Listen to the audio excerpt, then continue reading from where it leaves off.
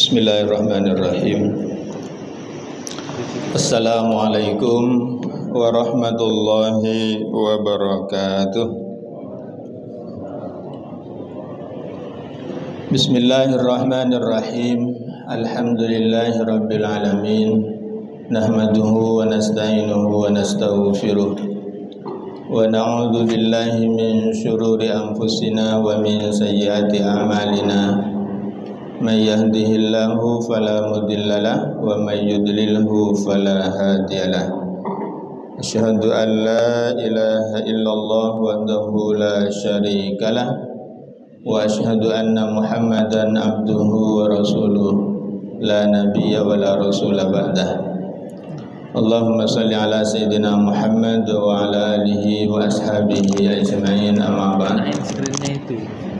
Hadirin wal hadirat, Bapak dan Ibu, para jamaah salat subuh yang dimuliakan Allah, wabil khusus seluruh pengurus masjid, para ustadz, para habaib yang kami taklimi, yang semoga dimuliakan oleh Allah Subhanahu wa taala. Puji dan syukur alhamdulillah kita panjatkan kepada Allah Subhanahu wa taala.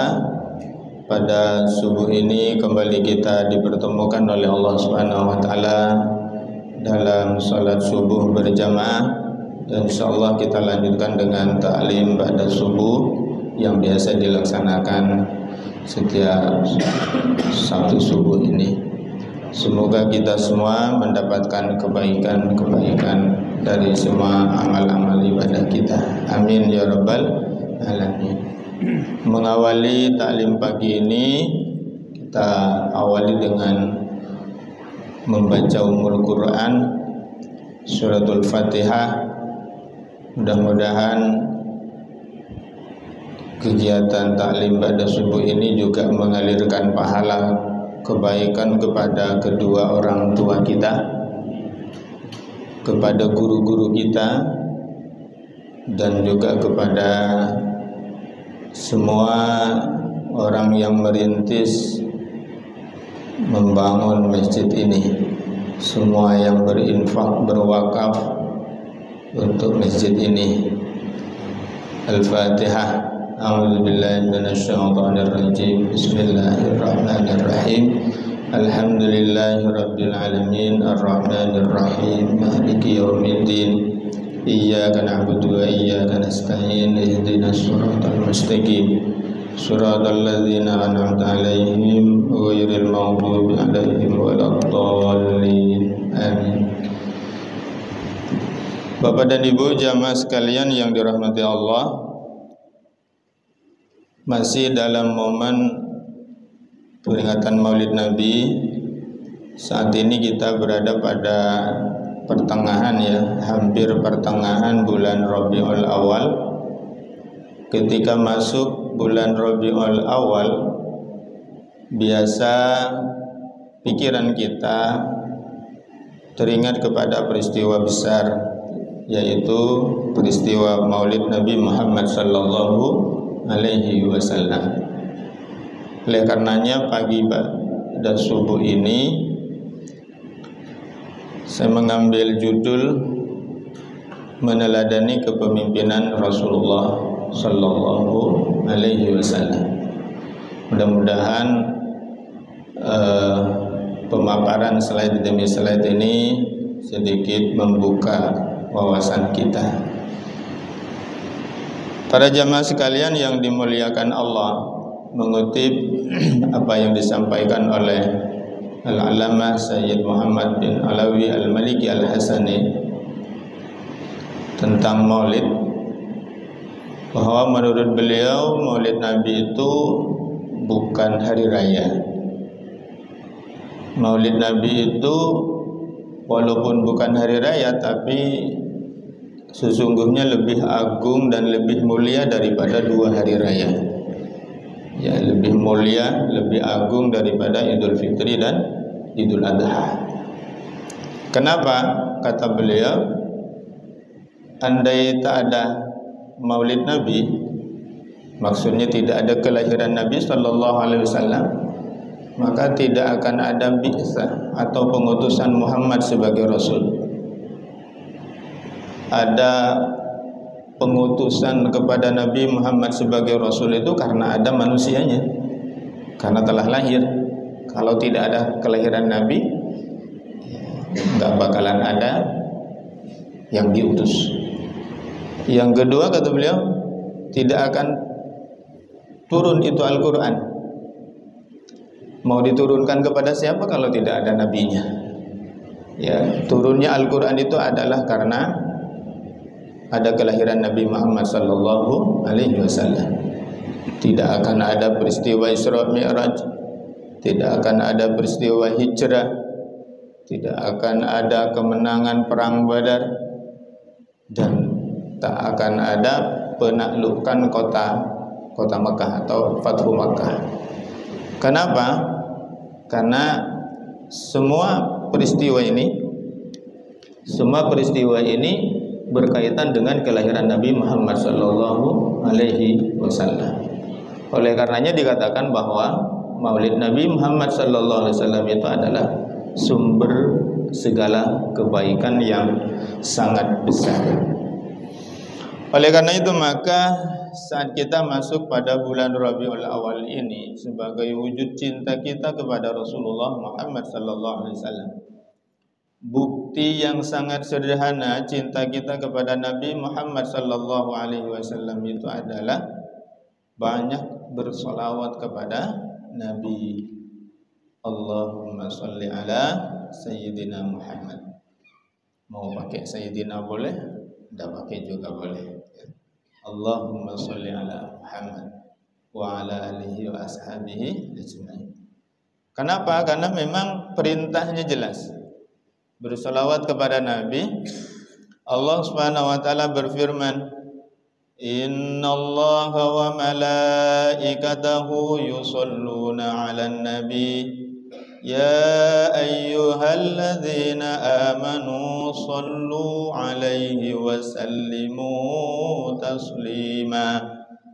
Innallaha, sungguhnya Allah, wa malaikatahu, dan para malaikatnya, yusholluna 'alan nabi, bersolawat kepada Nabi.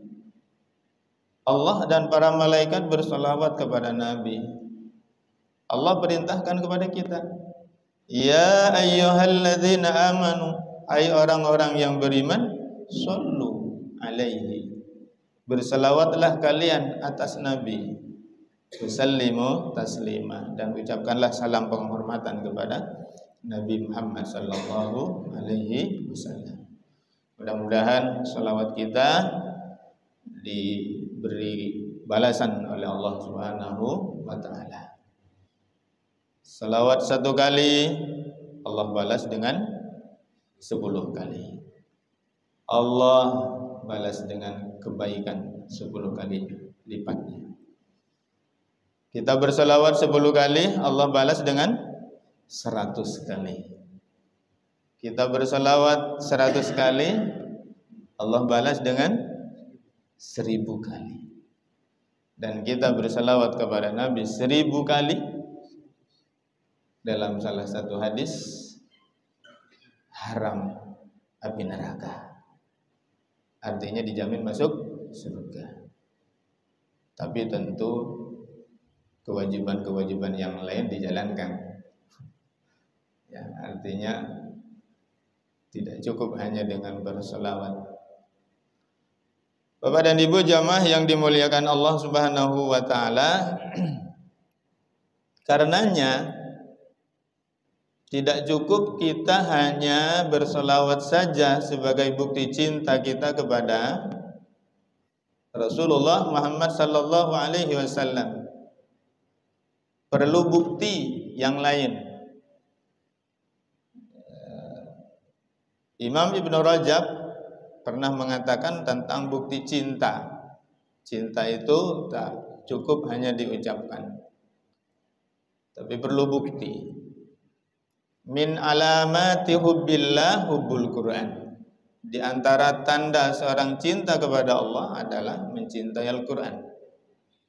Wa min alamati hubbil Quran, Dan di antara seorang itu mencintai Al-Quran, hubbu man unzila alaihi Al-Quran, yakni An-Nabi sallallahu alaihi wasallam.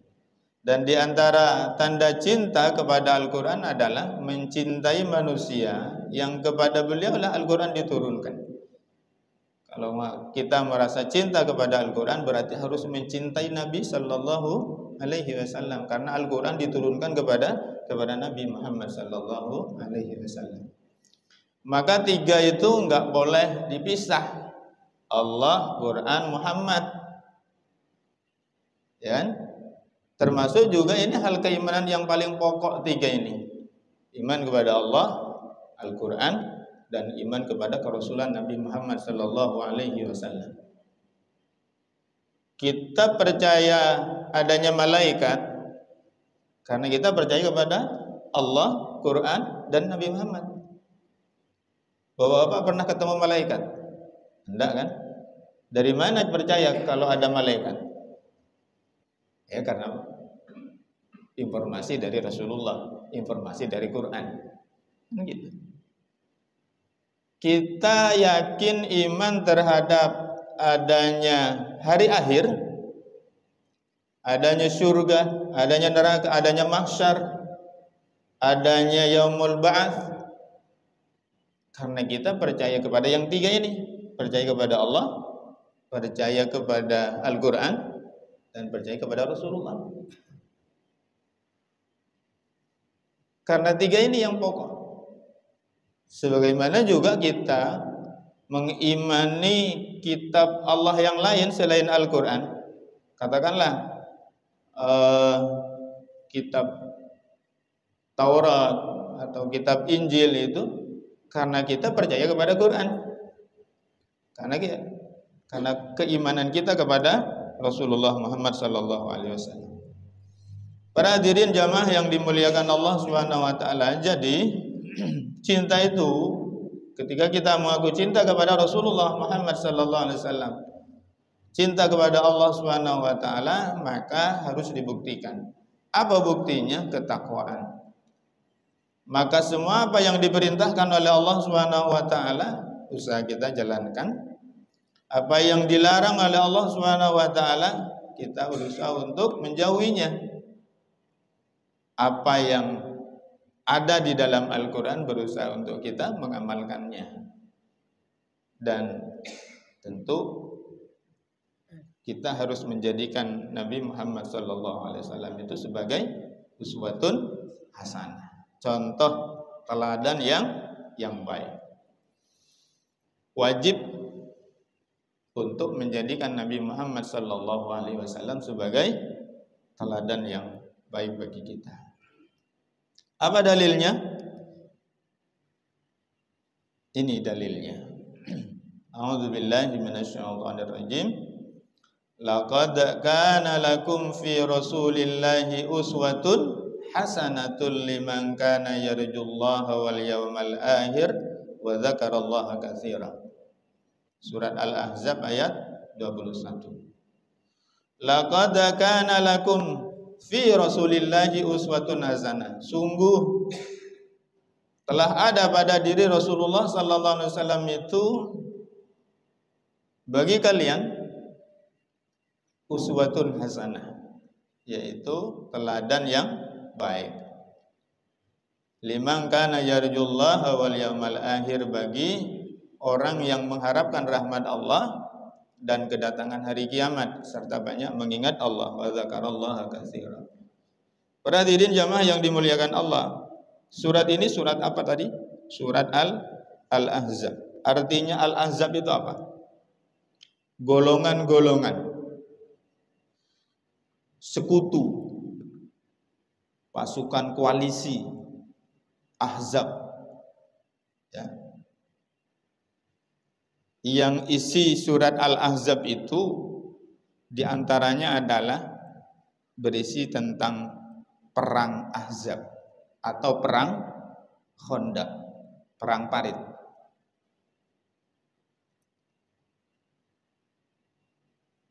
Ayat yang memerintahkan kepada kita sebagai teladan yang baik itu adanya di surat Al-Ahzab itu.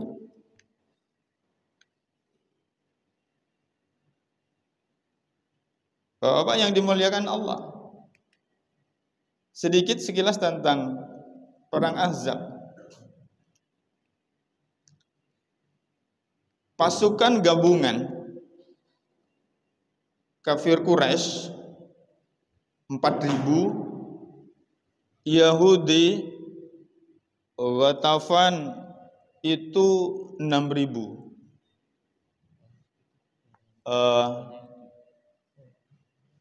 Wahbah Az-Zuhaili itu mengatakan, ada yang mengatakan 10.000, ada yang mengatakan 12.000, ada yang mengatakan 15.000 personel pasukan gabungan itu yang akan menyerang Madinah.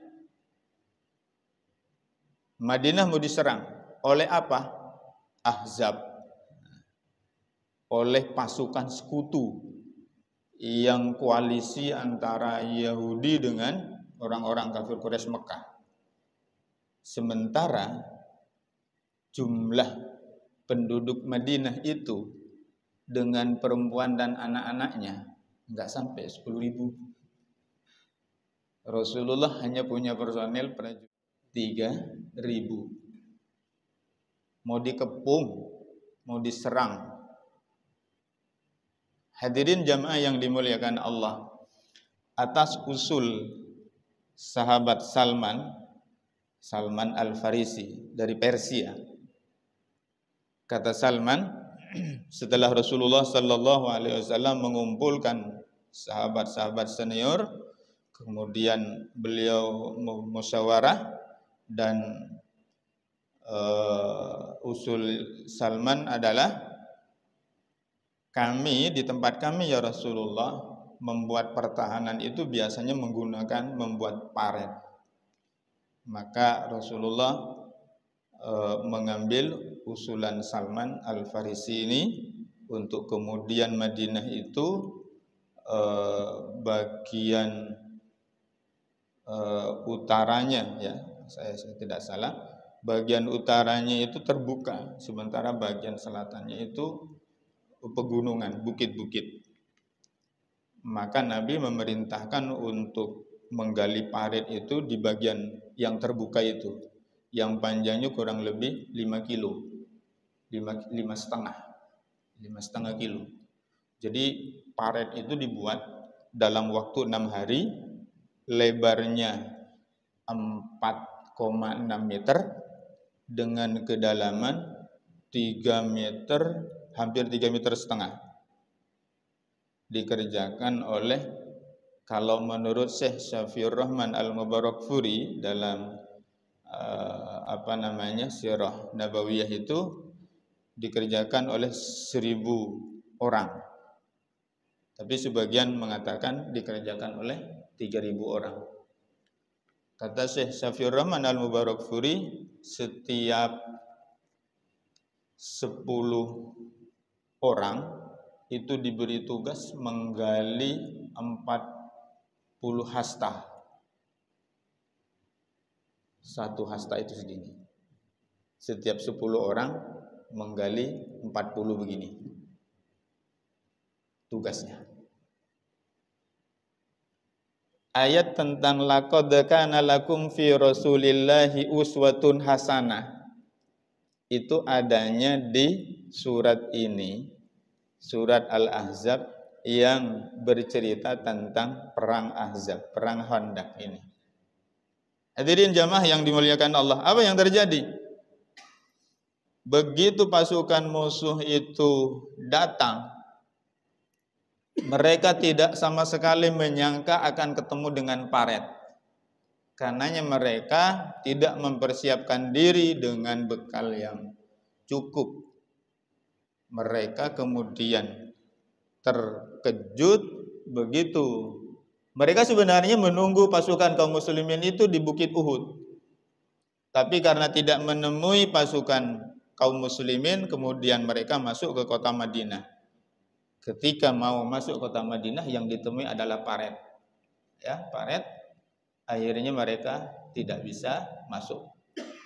Terhalang oleh paret, akhirnya mereka mendirikan kemah-kemah di sini. Ya, mendirikan kemah-kemah di sini.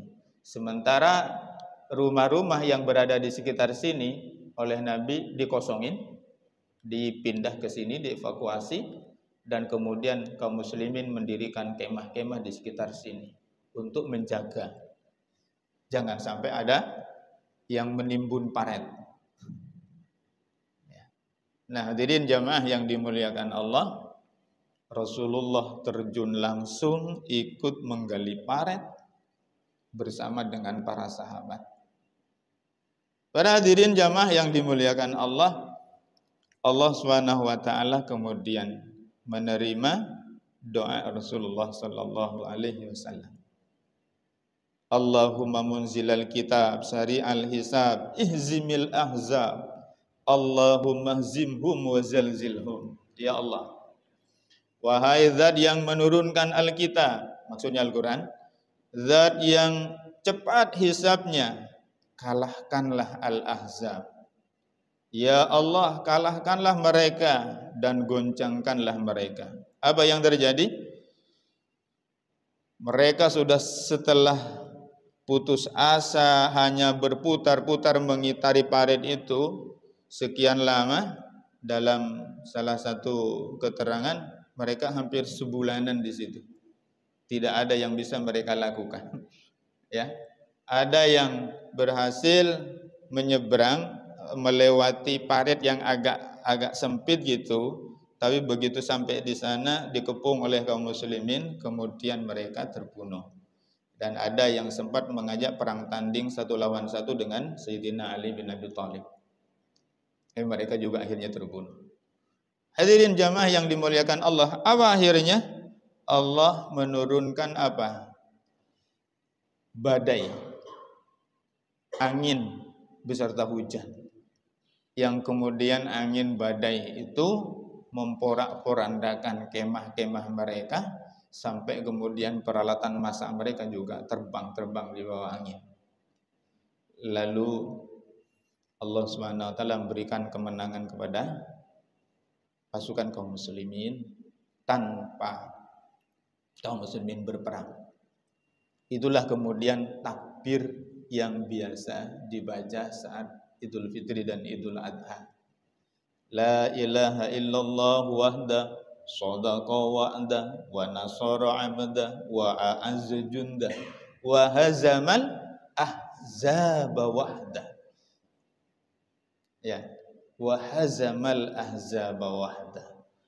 Allah mengalahkan pasukan Ahzab itu sendirian, yaitu tanpa melibatkan pasukan kaum muslimin.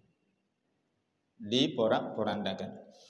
Kembali kepada ayat tadi, ayat ini adanya di surat Al-Ahzab yang Allah memerintahkan kepada kaum muslimin mencontoh Nabi itu, mencontoh kepemimpinan Nabi, terutama dalam hal perang. Karena itu maka kita coba lihat ulasan dari ulama-ulama tafsir terhadap ayat ini. Apa kandungannya? Tafsir Jalalain, beliau menjelaskan begini ketika menjelaskan kalimat ini, laqad kana lakum fi rasulillahi uswatun hasanah. Maksudnya adalah untuk diikuti dalam hal berperang. Jadi Nabi itu uswatun hasanah dalam hal berperang. Contoh teladan yang baik dalam hal berperang. Tentang keteguhannya, kesabarannya. Bahwa apa? Kalau kemudian diserai tugas katakanlah memimpin peperangan, musuhnya gabungan 10.000, Bapak cuma punya pasukan 3.000. Apa kira-kira yang terjadi? Kalau enggak tegar, enggak teguh, begitu yang diperintahkan oleh Allah Subhanahu wa taala. Kita lihat lagi yang Imam At-Tabari dalam menafsirkan ayat ini juga, ya, potongan ayat ini. Allah berfirman kepada orang-orang mukmin, sesungguhnya telah ada pada diri Rasulullah sallallahu alaihi wasallam teladan yang baik untuk kalian ikuti. Hendaklah kalian selalu mengikutinya apapun itu. dan jangan kalian menyimpang darinya, termasuk dalam hal peperangan. Karena Nabi memimpin langsung di dalam peperangan itu, bahkan ikut menggali parit. Bahkan dalam kisah itu Nabi lapar, para sahabat itu lapar, sampai perut Nabi itu diganjal dengan batu, menggali parit itu untuk pertahanan kaum muslimin. Imam Al-Qurtubi sama. Uswatun hasanah adalah perbuatan Nabi sallallahu alaihi wasallam dan teladan yang baik yang harus diikuti oleh seorang muslim pada setiap perbuatannya dan pada setiap keadaannya. Kata Ibnu Katsir, ayat yang mulia ini merupakan dalil yang pokok, yang paling besar, yang menganjurkan kepada kita agar meniru Rasulullah sallallahu alaihi wasallam dalam semua ucapan, semua perbuatan dan semua sepak terjangnya.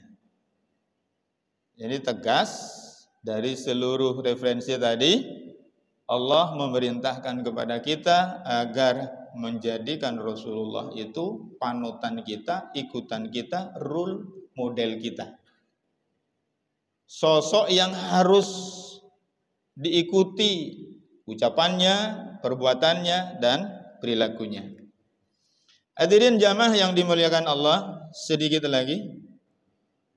Oleh karena itu maka hal yang paling penting dari ketika kita memperingati Maulid Nabi Muhammad sallallahu alaihi wasallam itu meneladani Nabi sallallahu alaihi wasallam. Kita lihat Nabi sallallahu alaihi wasallam mengajarkan kepada kita banyak hal.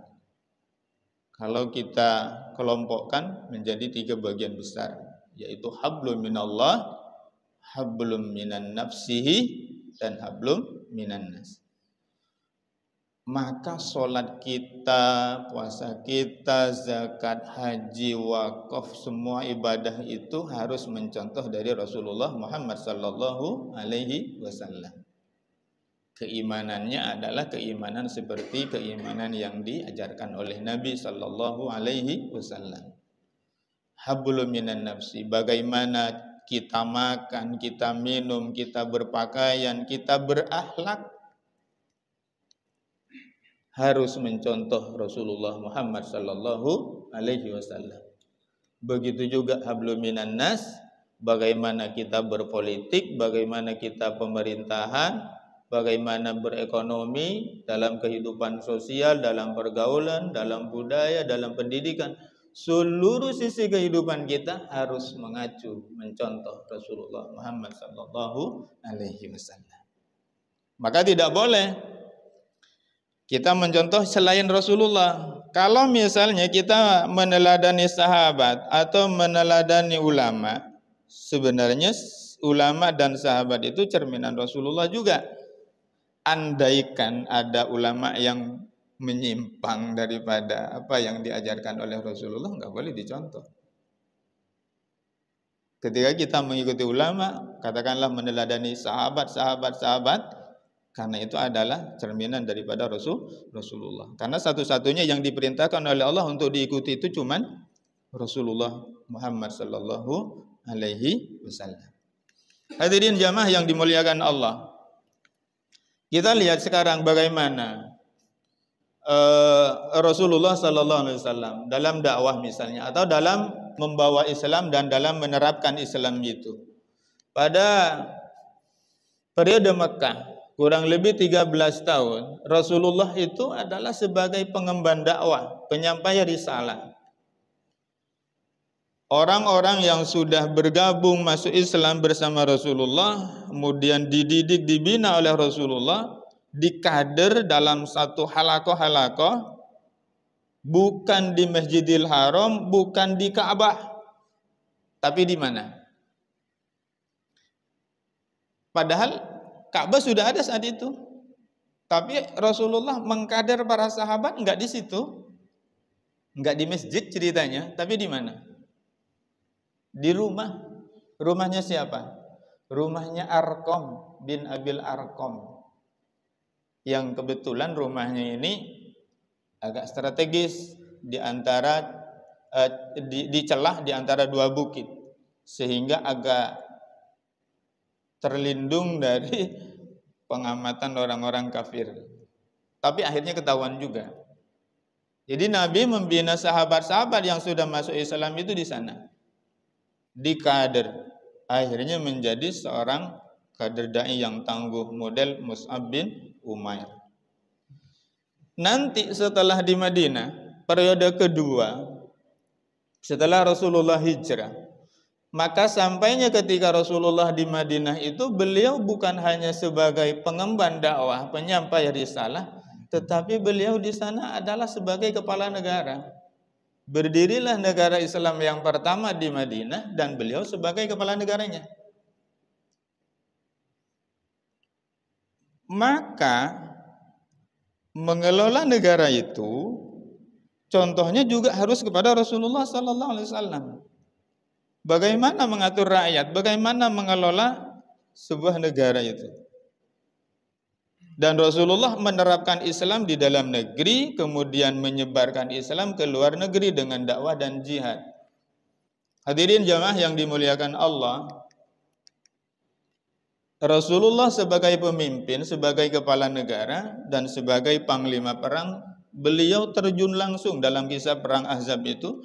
Beliau terjun langsung ikut menggali paret, ikut berlapar-lapar bersama sahabat. Itulah sosok pemimpin. Jadi ketika ada apa-apa, beliau ya berada di depan. Pemimpin itu kalau rakyatnya lapar, dirinya juga harus merasa lapar, merasakan lapar. Kenapa? Karena paradigma kepemimpinan itu adalah pelayan. Bagaimana pemimpin itu akan bisa bertindak adil dan penuh kasih sayang? Karena paradigmanya adalah pelayanan, bukan minta dilayani. Karena itu Rasulullah SAW itu merasakan apa yang dirasakan oleh kaum muslimin dalam perang Ahzab itu. Para sahabat lapar, Rasulullah juga lapar. Di sana kemudian ada kisah-kisah yang di luar akal, ya. Salah seorang sahabat masak, kemudian secara diam-diam berbisik kepada Nabi, "Ya Rasulullah, istri saya tadi saya suruh masak. Ayo Rasulullah, ke rumah saya dulu, makan dulu." Padahal ini masakan hanya untuk beberapa orang saja. Tapi Rasulullah kemudian berdiri, lalu diumumkan kepada sahabat-sahabat yang ada yang gali paret itu, "Ayo istirahat, kita makan." Ini sahabat yang masak ini, waduh, makannya cuma sebenarnya hanya untuk Rasulullah itu. Tapi apa yang terjadi para hadirin jamaah yang dimuliakan Allah? Makanan itu Rasulullah sendiri yang ngambil. Setiap orang dikasih. Setiap orang dikasih. Tiap orang dikasih. Sudah kebahagiaan semua dan semuanya sudah makan. Makanannya ternyata masih cukup, masih ada. Di hari yang lain lagi, sahabat bawain kurma kepada Nabi, hanya segini. Dibawakan kepada Rasulullah SAW. Tapi kemudian lagi-lagi Rasulullah, kumpul. Ibarat bahasa kita, ada kurma. Ini sahabat, ya Rasulullah cuman segini. Tapi lagi-lagi Rasulullah SAW mengambilkan kurma itu, diberikan kepada setiap sahabat, semuanya kebahagiaan dan kurmanya masih ada, masih cukup. Hadirin jamaah yang dimuliakan Allah Subhanahu wa taala. Karena itu terakhir, sebagai kepala negara, Rasulullah Shallallahu Alaihi Wasallam mengadili banyak perkara di antara masyarakat itu hanya dengan syariat Allah, hanya dengan syariat Islam, tidak dengan hukum-hukum yang lain. Tidak pernah ada riwayat Rasulullah memimpin, mengatur kaum muslimin selama beliau di Madinah itu menggunakan hukum yang lain. Beliau hanya menggunakan Al-Quran dan menggunakan Islam. Karena Islam yang diterapkan pasti akan menghadirkan keadilan. Kenapa? Karena Islam datang dari Zat yang Maha Adil. Beliau mengangkat para wali, para gubernur, sekaligus para qadhi, para hakim, mengangkat para amil. Amil tahu kan Pak? Amil itu bukan yang biasa dibentuk kalau bulan Ramadan itu, tapi amil itu adalah jabatan setingkat wali kota bupati yang tugasnya memang mengurusi zakat sepanjang tahun. Beliau angkat itu. Beliau juga mengutus para utusan duta untuk mengajak para pemimpin di seluruh Jazirah Arab untuk masuk Islam. Beliau mengangkat para panglima perang dan bahkan beliau juga adalah menjadi panglima perang sendiri. Hadirin jamaah yang dimuliakan Allah, intinya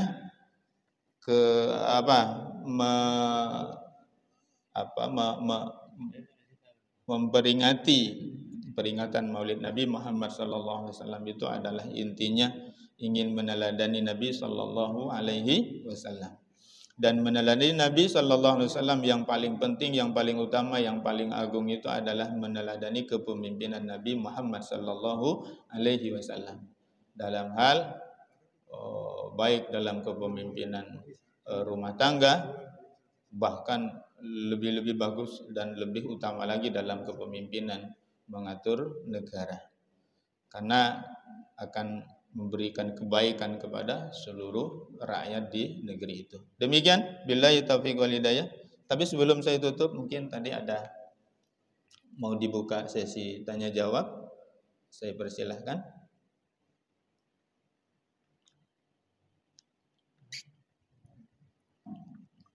Tidak ada?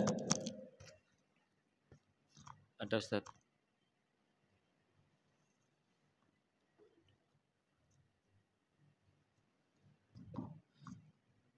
Ya Ustaz, tadi intermezzo aja sedikit. Yeah. Sebenarnya di Balikpapan sini saat ini kan sedang ada penggalian parit besar-besaran juga Ustaz ya. Jadi kata Pak Muin itu juga dalam rangka menghadapi pasukan Ahzab.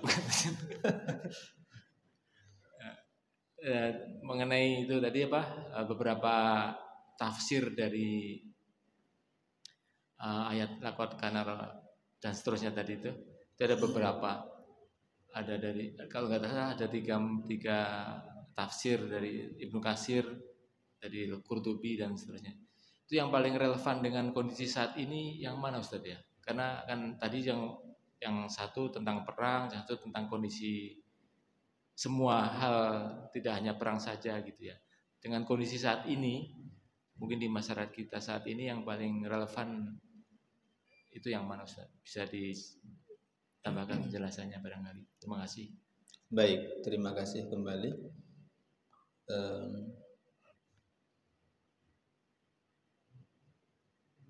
Ya, begini. Tentang tafsir, semua pendapat para mufassir itu benar dan bisa dipakai semua. Bisa dipakai semua.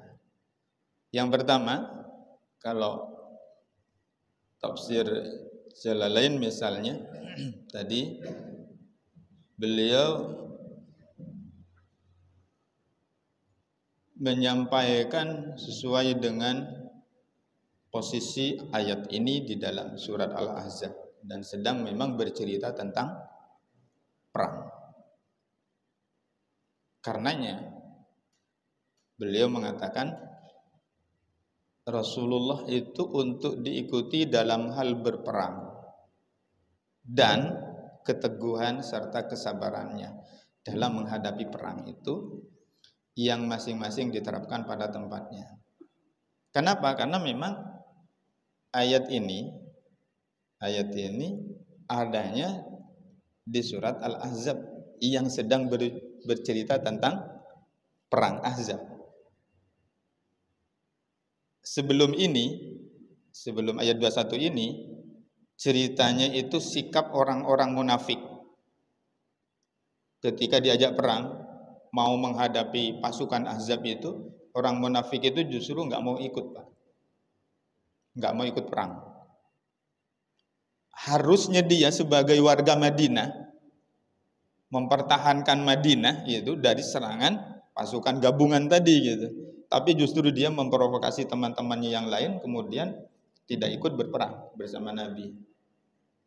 Setelah ayat 21 ini, ayat 22 dan seterusnya, itu Allah bercerita tentang sikap orang mukmin.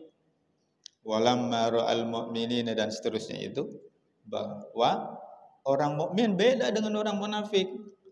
Ketika tahu kalau mau ada serangan gabungan pasukan Quraisy dan Yahudi itu, wah, kata dia, ini yang dijanjikan oleh Allah Subhanahu wa taala kepada kita.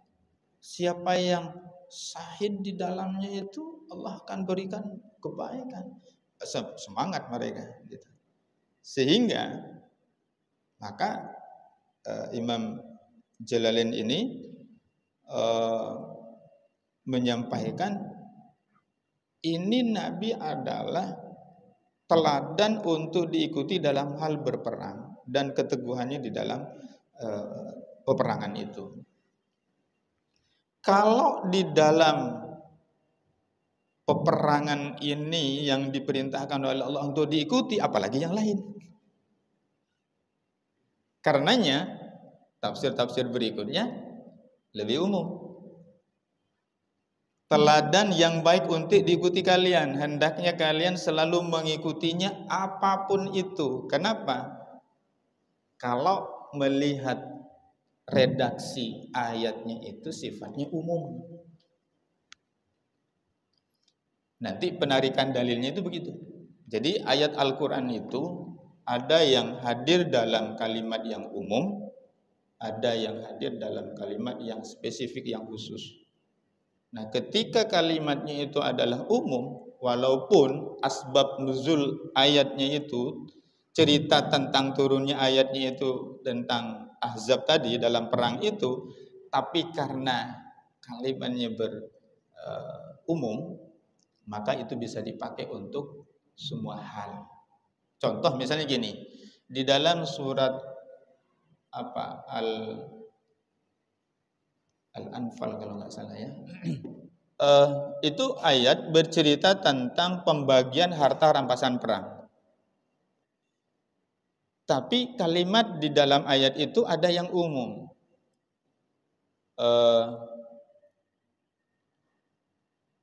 Wa ma atakumur rasulu fahuduhu wa ma nahakum anhu fantahu.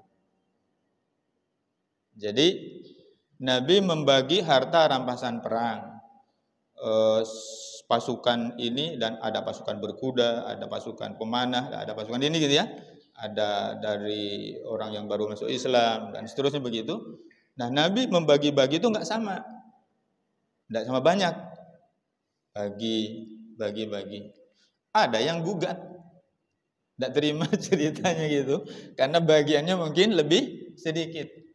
Maka turun ayat tadi nih, wa ma atakumur rasulu fahuduhu wa ma nahakum anhu fantahu. Apa-apa yang diberikan Rasul kepadamu, terimalah. Apa yang dilarang Rasul bagimu, tinggalkan. Konteksnya saat itu adalah harta rampasan perang yang dibagi oleh Rasul, terima. Yang ini ya Rasul, itu tidak boleh dilarang, jangan diambil. Tapi karena ini adalah ayatnya ini kalimatnya jadi umum, maka diambil oleh ulama, dijadikan sebagai dalil bahwa segala apa yang datang dari Rasulullah SAW ambil. Semua apa yang dilarang oleh Rasulullah SAW tinggalkan.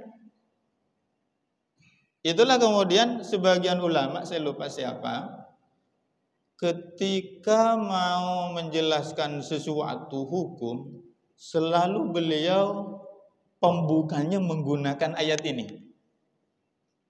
Kenapa? Karena ada satu kelompok ingkar sunnah yang tidak mau terima hadis. Lalu selalu dibaca oleh ulama ini dengan ayat ini gitu. Untuk mengingatkan manusia. Wa ma atakumur rasulu fahuduhu wa ma nahakum anhu fantahu. Apa yang diberikan Rasul kepadamu terima, apa yang dilarang tinggalkan. Karena nanti orang begini, mana dalilnya dalam Al-Quran? Enggak ada kan tentang ini kan, perintah begini kan dalam Al-Quran kan, enggak ada kan gitu. Mintanya Quran.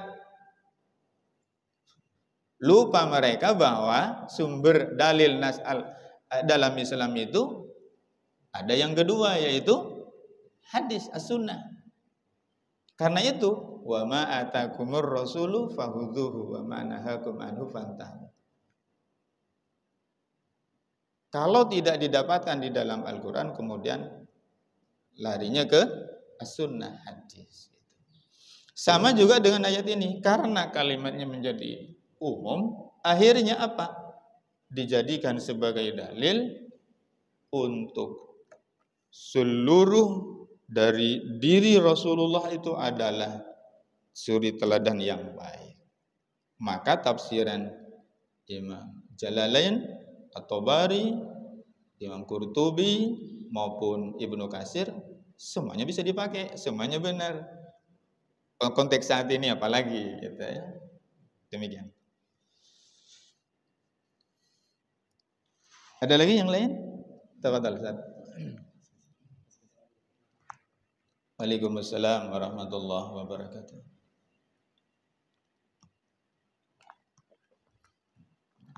Bismillah. Ustadz, ini tentang tanggal kelahiran Rasul ya. Iya. Yang saya tahu itu kan banyak versi ya, jadi untuk validnya itu agak sulit ya. Kita ikuti yang pemerintah kan, karena ada yang beranggapan tanggal 8, tanggal 10, tanggal 12. Oke, kita ikuti pemerintah karena memang di penanggalan pemerintah kan tanggal 12 ya.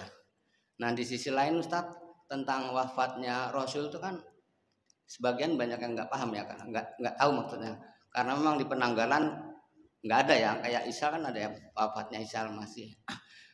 Yang saya tahu itu wafatnya itu validnya tanggal 12 Rabiul Awal Ustadz. Jadi yang saya ingin pertanyakan itu, di sisi lain kan ada kadang-kadang acara Maulid itu kan memperingatin lahirnya Rasul ya, kan itu bisa kita gambarkan kebanyakan kan senang-senang gitu ya. Nah, di sisi lain itu kan tanggal 12 itu kan wafatnya Rasul. Wafatnya Rasul itu harusnya kita kan bersedih atau berdoa gitu. Nah, ini kan seolah-olah interdikasi ya, kontradiksi. Itu gimana menurut Ustadz? Haruskah kita memperingati kelahiran, atau karena kita tahu hari itu valid tanggal 12, haruskah kita berdoa, bersedih atau gimana gitu? Untuk itu mohon ini tanggapan Ustadz. Terima kasih. Terima kasih kembali. Betul. Syekh Syafiur Rahman Al-Mawarquri di Sirah Nabawiyah juga menyampaikan banyak riwayat tentang hari lahirnya, tanggal lahirnya gitu. Tanggalnya bukan harinya. Harinya hari Senin. Para jemaah sekalian yang dirahmati Allah, tapi jumhur ulama. Jadi bukan karena mengikuti kalender yang ditetapkan, bukan. Tapi jumhur ulama berpendapat bahwa Rasulullah Muhammad SAW itu lahirnya 12 Rabiul Awal. Jadi kita mengikuti jumhur ulama. Wafatnya memang saya pernah mendengar dari guru-guru saya dan membaca memang 12 Rabiul Awal juga. Tapi yang kita peringati ini bukan memperingati hari wafatnya, memperingati hari kelahiran Rasulullah itu seperti yang dikatakan oleh Sayyid Muhammad Al-Maliki tadi, Alawi Al-Maliki Al-Hasani tadi, bahwa ini bukan hari raya memang, tetapi kelahiran Nabi itu menjadi lebih mulia dan lebih agung karena dengan lahirnya Nabi Muhammad SAW itu Allah nurunkan Islam. Karenanya momen saat peringatan Maulid Nabi itu harus lebih dibawa kepada sebuah pemahaman ini rahmat dari Allah. Dengan turunnya Nabi, Islam datang, Islam diturunkan gitu. Karena tadi kalau saja tidak ada hari kelahiran Nabi atau kelahiran Nabi itu kan tidak akan ada pengutusan Nabi sebagai Rasul, tidak akan turun Al-Quran, tidak akan ada semua itu gitu. Jadi karena itu sebenarnya kita banyak bersyukur kepada Allah Subhanahu wa Ta'ala. Jadi dulu pada saat mau penetapan kalender Hijriah, sebagian usulnya adalah dimulai dari sejak tahun lahirnya Nabi, tapi ditolak. Supaya apa? Supaya tidak menyerupai suatu kaum yang kemudian terlalu itu mengkultuskan. Begitu juga wafatnya, enggak diterima.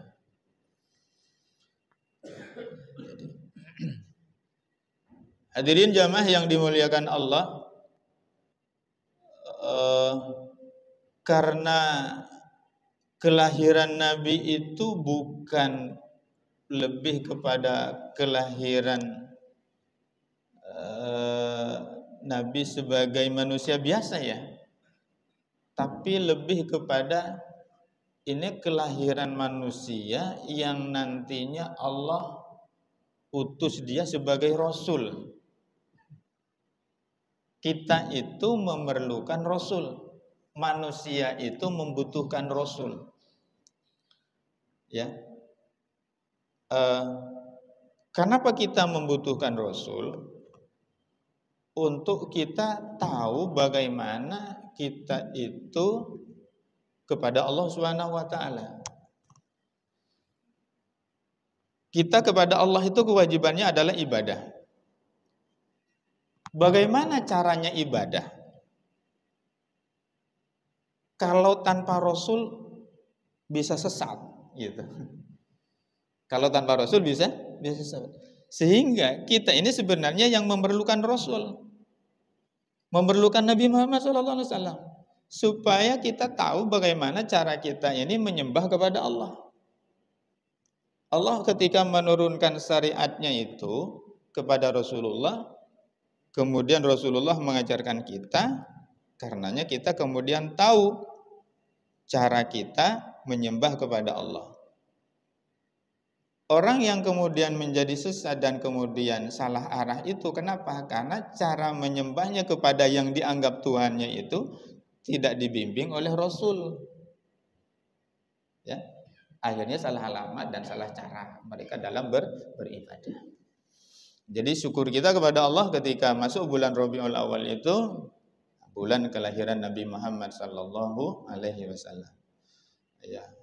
Kalau misalnya mau diperingati hari wafatnya enggak juga sih, karena para ulama enggak pernah ada yang memberikan contoh.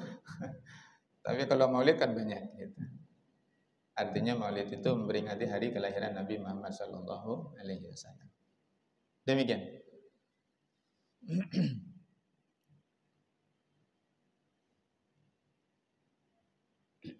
Cukup? Kalau cukup, kita sudahi, kita akhiri. Mudah-mudahan apa yang kita bahas pada pagi subuh ini memberi wawasan dan pemahaman kita bahwa hal yang lebih penting daripada memperingati Maulid Nabi Muhammad SAW adalah meneladani Nabi SAW seutuhnya, termasuk dalam hal meneladani kepemimpinan beliau. Hadanallahu yakum ajma'in. Ihdinas siratal mustaqim. Billahi taufiq wal hidayah. Assalamualaikum warahmatullahi wabarakatuh. Subhanakallahumma wa bihamdika asyhadu an la ilaha illa anta astaghfiruka wa natubu ilaik.